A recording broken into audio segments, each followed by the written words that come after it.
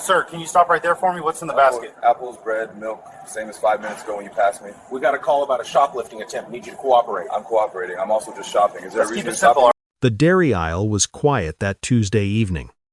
Wrapped in the low mechanical hum of refrigerators and the soft echo of footsteps moving somewhere far down the store. It was the kind of ordinary moment no one ever expects to matter. A nearly empty supermarket. Fluorescent lights. Cold air drifting from the open glass doors. Nothing about the scene suggested that it would soon become evidence in one of the most damning police misconduct cases of the year. Marcus Webb stood in front of the milk section with a small shopping basket hooked over his arm. Milk, eggs, bread, simple things picked up on the way home after a long day. He wore a plain black t-shirt and khaki pants. Clothes chosen for comfort. Not attention. There was nothing unusual about him. Nothing that hinted at trouble or danger. He was doing what millions of Americans do every week without a second thought. But just a few steps behind him, a police officer had entered the aisle and stopped. Officer Derek Hansen didn't say anything at first. He didn't announce his presence or ask a friendly question. He simply stood there, watching, studying Marcus in silence. And in that quiet, something invisible but heavy settled into the air. Because what caught Hansen's attention had nothing to do with behavior, or actions, or any reported crime. It was something far simpler and far more dangerous. It was who Marcus was. Security cameras mounted above the aisle were already recording. Their lenses fixed and indifferent. The officer's body camera was running as well, capturing every movement, every shift in posture, every choice that was about to be made. None of them knew it yet. But the next 7 minutes would be replayed millions of times, analyzed frame by frame, and argued over in courtrooms and news studios across the country. Within hours, this quiet grocery run would turn into a viral video. Within days, it would cost one man his career. And before it was over, it would expose a truth that many people live with every day, but rarely get to prove so clearly. This is the story of what happens when suspicion replaces reason, when authority replaces humanity, and when cameras finally tell the truth no one can deny. Marcus Webb wasn't aware of the officer standing behind him yet, but his body already felt the shift, that subtle pressure in the air. The sensation of being watched without invitation. It was a feeling he knew well, not from war zones or combat missions, but from a lifetime of learning how quickly ordinary moments could turn dangerous when someone decided he didn't belong. Marcus kept his eyes on the refrigerator shelves, scanning prices, breathing steadily, giving no one a reason to claim he was acting strangely. What no one in that aisle could see was the life Marcus carried beneath those plain clothes. At 34 years old, he had already lived experiences most people only see in movies. He was an active-duty Navy SEAL, part of the most elite Special Operations Force in the United States military. He had completed 3 combat deployments in the Middle East, participated in missions that would never be described in public, and earned commendations for bravery that sat quietly in a drawer at home. For more than a decade, Marcus had trained himself to remain calm under extreme pressure, to think clearly when chaos erupted, and to control his reactions when lives were on the line. In hostile territory, Marcus always knew who the enemy was. He understood the risks, the rules of engagement, and the cost of a single wrong move. But standing in an American supermarket, wearing civilian clothes and holding a shopping basket, there were no rules written on the walls. There were no clear lines. And the person who now posed the greatest threat to his safety wasn't carrying an enemy flag or wearing a uniform he could identify from a distance. That person wore a badge and a gun and had the legal authority to change Marcus's night with a single decision Behind him, Officer Derek Hansen had already made up his mind. 12 years on the force had taught him to trust his instincts, especially when those instincts were never seriously questioned by supervisors or challenged by consequences. Hansen had stopped countless people like Marcus before, often without cause, often without explanation, and almost always, he walked away without a mark on his record. As he stood there watching Marcus, Hansen wasn't thinking about groceries or closing time.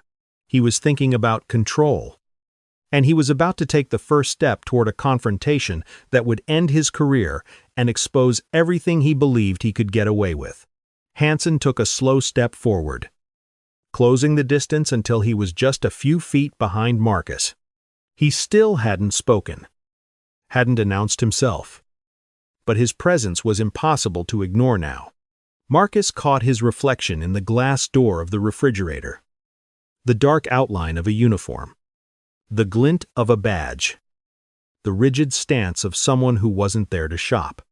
A quiet alarm went off in Marcus's mind. Years of training didn't disappear when a uniform came off. His posture adjusted almost imperceptibly, his shoulders settling, his breathing controlled, his awareness sharpening. Marcus didn't turn right away.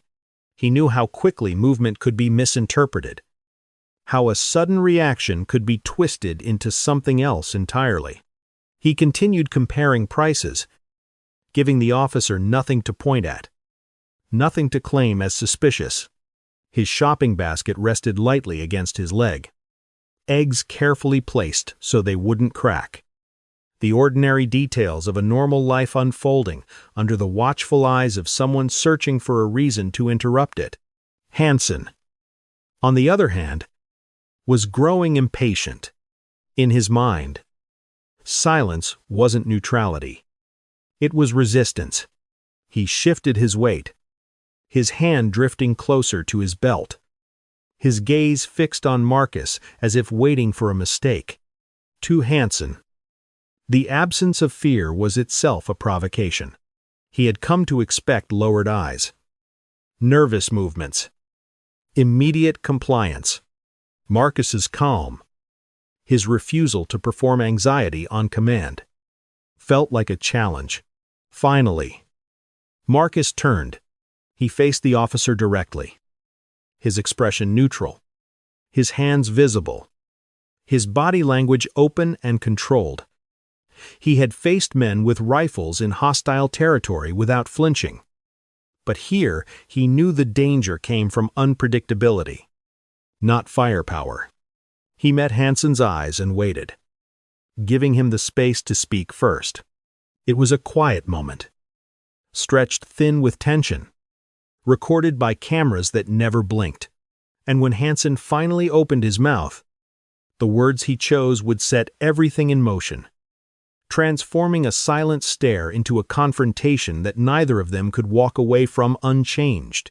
Hansen's voice broke the silence of the aisle, sharp and commanding, the kind of tone designed to assert control before any conversation had even begun.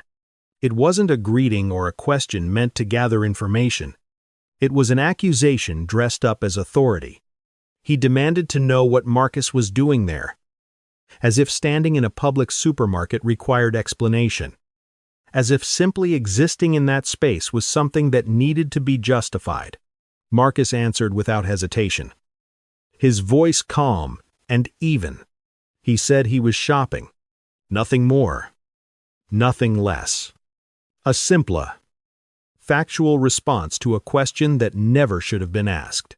He didn't raise his voice, didn't add sarcasm, didn't show irritation, even though a familiar frustration was beginning to simmer beneath the surface. He had learned long ago that emotion, no matter how justified, was often used against people who looked like him. The answer clearly wasn't enough for Hansen. He stepped closer, deliberately invading Marcus's personal space. His body angled forward in a way that felt intentional and intimidating. The security cameras captured the shift perfectly. The subtle lean, The narrowing distance. The way Hansen's hand hovered near his weapon without actually touching it. It was a silent message. One meant to remind Marcus who held the power in that moment. Hansen claimed he had received reports of suspicious behavior in the area. The words were rehearsed, delivered with the confidence of someone who had used the same excuse many times before. There was no description of the behavior. No mention of a crime. Just a vague assertion meant to justify the stop without offering anything that could be questioned. Marcus listened, his expression unchanged, and then asked a single, reasonable question. He wanted to know what kind of suspicious behavior the officer was referring to. That question landed like a spark on dry ground. The cameras caught the immediate shift in Hansen's face. The flash of irritation. The tightening of his jaw. Being asked to explain himself. To provide a reason grounded in reality. Wasn't something he was accustomed to. In that moment, the thin layer of professionalism began to crack, revealing something far more volatile underneath. Hansen no longer saw a man answering questions. He saw a challenge to his authority, and he was not about to let it go unanswered. For a brief moment, Hansen hesitated, as if he were searching for an answer that didn't exist. His eyes flicked away, his mouth opening slightly before closing again. And then, he changed tactics. Instead of explaining the so-called suspicious behavior, he raised his voice and demanded identification. The shift was abrupt and telling. When justification failed, authority took its place. In his mind, he didn't need a reason as long as he had a badge. Marcus knew the law. He knew that in a private store, without any specific allegation of a crime, he wasn't legally required to show identification. He also knew how quickly situations like this could spiral when an officer decided that obedience mattered more than legality. Years of discipline and experience guided his choice. He decided to comply, not because he was obligated to, but because staying alive mattered more than being right in that moment. He paused deliberately, letting his hands remain visible, and told Hansen calmly that he was going to reach for his wallet. Every movement was slow, exaggerated, careful. He reached back inch by inch, aware that even the smallest gesture could be misinterpreted. The security cameras above and the body cam on Hansen's chest captured the precision of his movements. The calculated calm of someone who understood how fragile the situation had become. Suddenly, Hansen barked at him to stop moving. His hand snapped closer to his gun, fingers brushing the grip as his voice rose in volume and aggression. The command made no sense. He had demanded identification, then reacted as if Marcus was committing a crime by attempting to provide it. Marcus froze instantly, his hand suspended halfway to his pocket, his entire body going still. He spoke clearly and loudly, explaining that he was only doing what the officer had asked, that he was retrieving his ID. The contradiction was impossible to ignore. Comply, and you're a threat. Hesitate, and you're uncooperative. The cameras recorded it all. The impossible trap closing in around a man who had done nothing wrong. This was the moment where the encounter stopped being a misunderstanding and became something else entirely. A situation designed so that no outcome worked in Marcus's favor.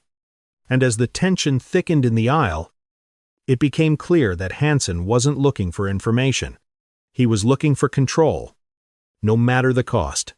The raised voice carried down the aisle, sharp enough to cut through the low hum of the refrigerators, and it began to draw attention.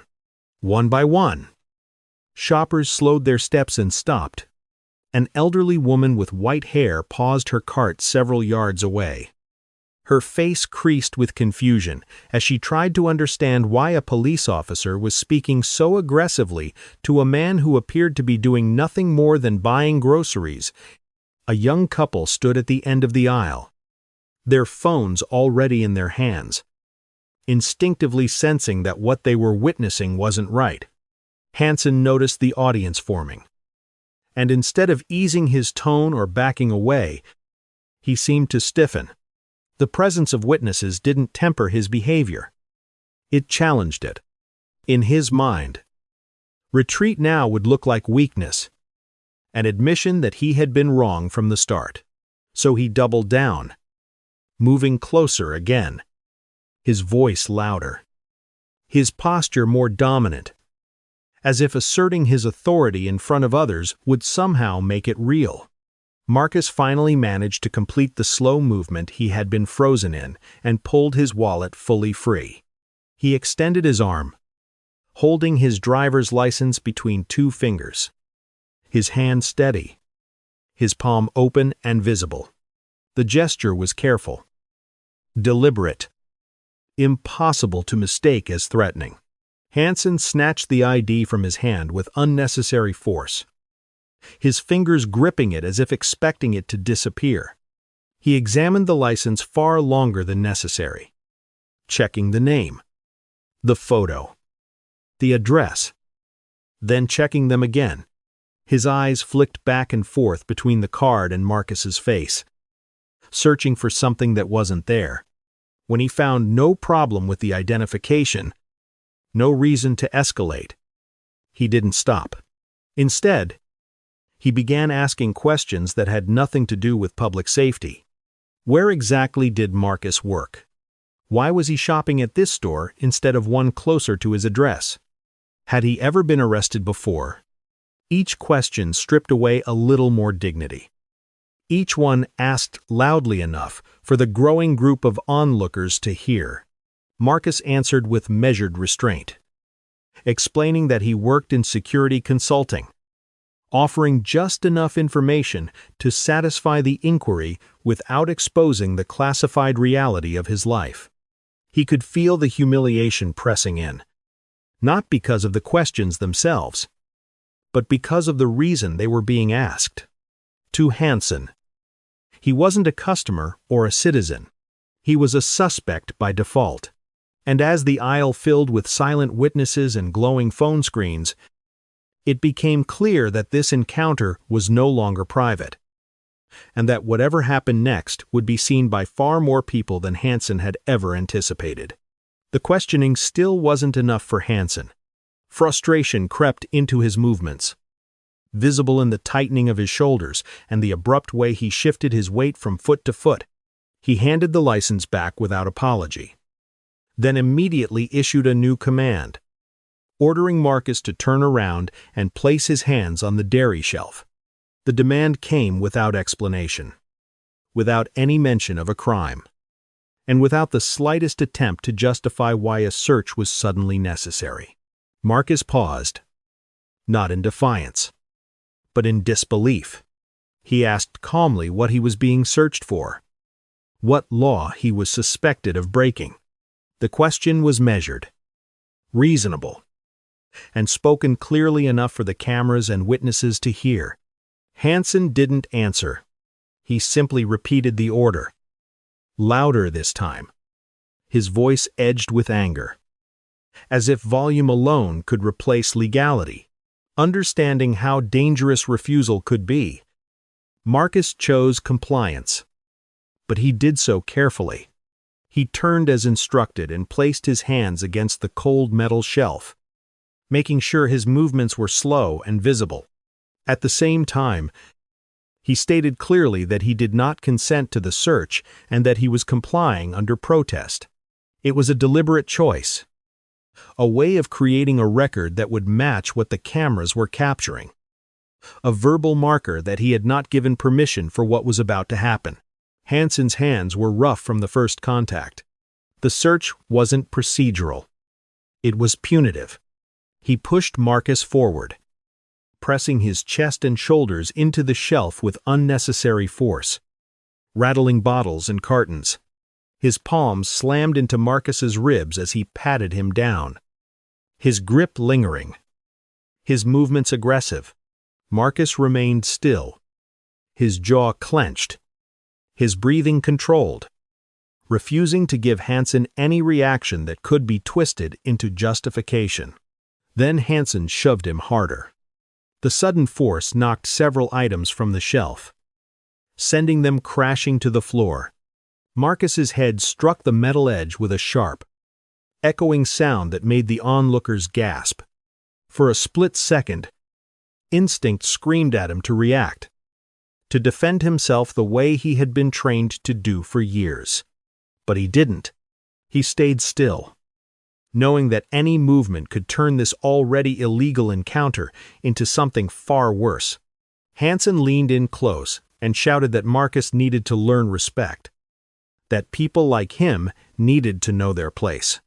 The words hung in the air, heavy and unmistakable, captured clearly by multiple cameras. In that moment, the line between harassment and assault was crossed beyond any doubt.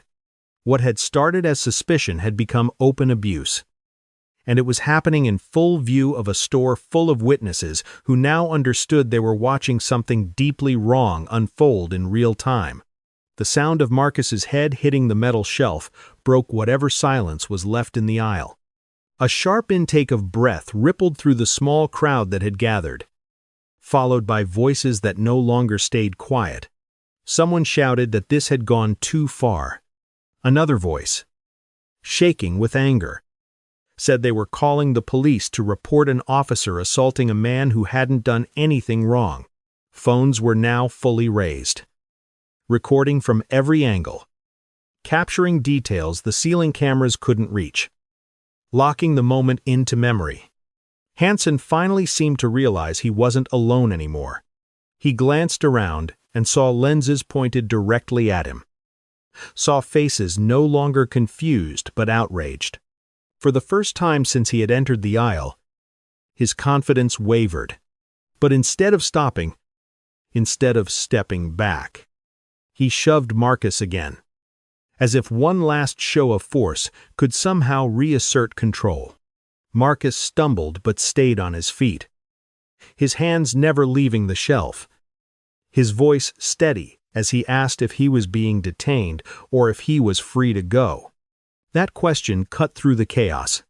It forced a reality Hansen didn't want to face. He didn't answer. He couldn't. There was no lawful detention, no probable cause, no justification left to stand on.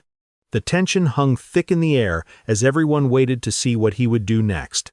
For a brief, dangerous moment, it felt as though the situation could tip in any direction.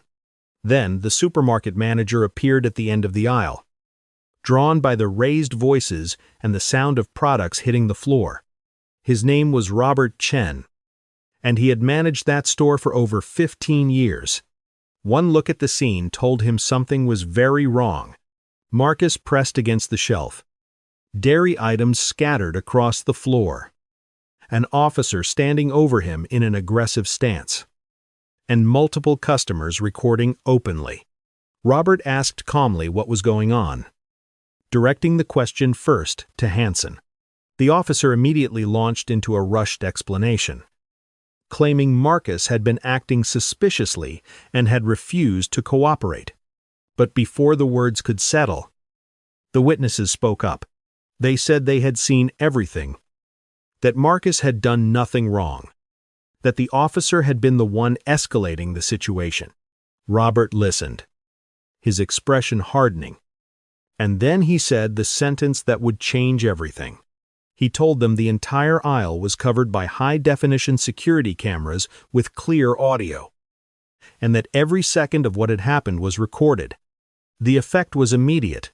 Hansen's posture shifted, his face tightening as the reality of those cameras finally caught up with him. The change in Hansen was immediate and unmistakable. Just moments earlier, he had been shouting, shoving, and asserting control. Now his shoulders stiffened, his jaw clenched, and his eyes flicked briefly toward the security cameras mounted above the aisle, as if seeing them for the first time. The confidence drained from his posture, replaced by something far closer to calculation. He straightened up, took a half step back, and suddenly his voice was lower, more controlled. He said the situation had been handled. He told Marcus he was free to go. The abrupt shift caught everyone off guard. Minutes ago, Marcus had been pressed against a shelf, searched without cause, and physically assaulted. Now, as if a switch had been flipped, Hansen was acting as though nothing out of the ordinary had occurred. Marcus didn't move right away. He understood exactly what this reversal meant. Hansen wasn't showing mercy. He was afraid of what the cameras had captured and wanted to end the encounter before the damage became irreversible. Marcus slowly turned around, facing the officer again. His body ached, a dull pain spreading where he had been shoved and where his head had struck the metal shelf. But his voice remained steady. He asked for Hansen's full name and badge number. It was a simple request, one any officer was required to comply with, especially in a public setting. Hansen hesitated, clearly reluctant, then muttered the information so quickly it was almost impossible to hear. Marcus asked him to repeat it, louder and slower. This time, several witnesses recorded the name and number clearly on their phones, creating multiple independent records that couldn't be erased or denied. Robert Chen stepped forward and addressed Marcus directly, his voice firm enough for the cameras to capture. He said Marcus was welcome in the store, that he had been respectful and peaceful the entire time, and that the store would preserve all security footage related to the incident. The statement shifted the balance of power completely. This was no longer an officer's word against a civilian's, a business manager, multiple witnesses, and several cameras were now aligned on one side of the truth. Hansen stood there, silent, as the reality set in. The story he might later try to tell would no longer be his to control. What had happened in that aisle belonged to the footage now, and it was already too late to stop it from coming to light. Within hours of that night, the footage began to spread. What started as a few shaky phone videos shared among friends quickly jumped platforms, picked up by local pages, then national accounts. By morning, millions of people were watching the same 7 minutes from different angles, seeing the same shove, hearing the same words, watching the same calm man absorb violence without resisting. And as the story gained traction, one detail changed everything. Marcus Webb was identified as an active-duty Navy SEAL. The revelation hit like a shockwave. News outlets updated their headlines. Commentators who had already called the incident disturbing now called it indefensible. A man trusted with some of the nation's most sensitive missions had been treated like a criminal for buying milk. The irony was impossible to ignore, and public outrage intensified almost instantly. This was no longer just another video of police misconduct. It was a national embarrassment. The district attorney's office announced it would not leave the case to an internal police investigation. A formal criminal inquiry was opened within days.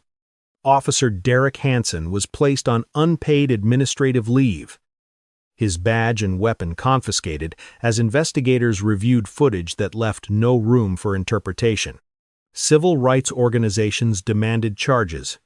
Protesters gathered outside the police department, not in massive crowds, but in persistent numbers that refused to fade away. Behind the scenes, the department began to unravel Hansen's history. Complaints that had once been dismissed were reopened. Patterns emerged that could no longer be explained away as misunderstandings or stress. Supervisors were questioned. Emails surfaced.